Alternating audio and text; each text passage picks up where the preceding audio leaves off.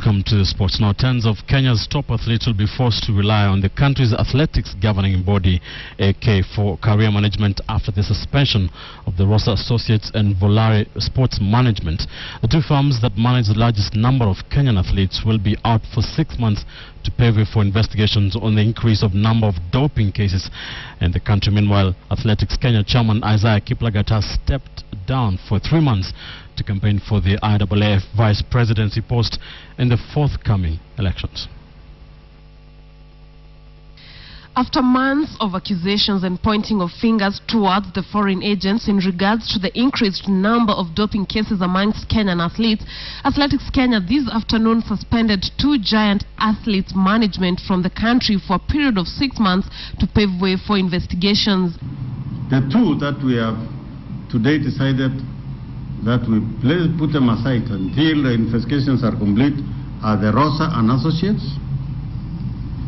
and the Gerald van der Veen, so that investigations can be carried out, and when the results are out, we'll decide whether they come back or they continue doing bidding agents.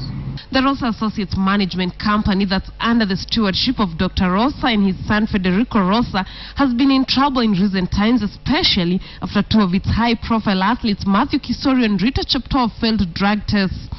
With no evidence presented on the management's involvement, Kiplagat admitted the doping menace is a complex issue.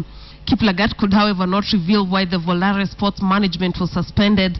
Volare manages high-profile marathoners like Geoffrey Mutai, world record holder Dennis Kimeto, and former record holder Wilson Kipsang, who is the Professional Athletics Association of Kenya chairman. Park has been on the forefront to push for urgent solutions to curb the doping menace in the country.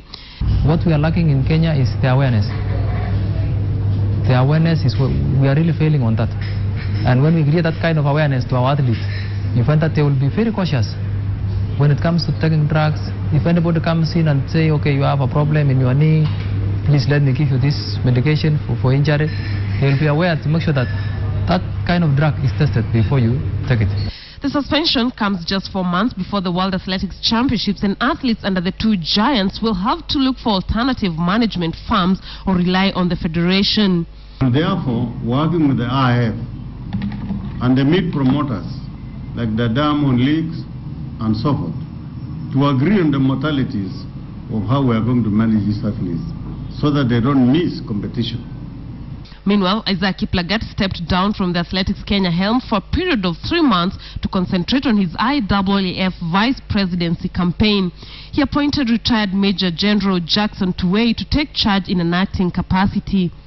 If then I succeed in my venture, then those who are acting will be confirmed. Even if I don't, I'm sure they will be confirmed, because it may not be necessary for me to come back anyway. Kiplagat will be vying for the IAAF vice presidency in the forthcoming elections before the World Athletics Championships in Beijing.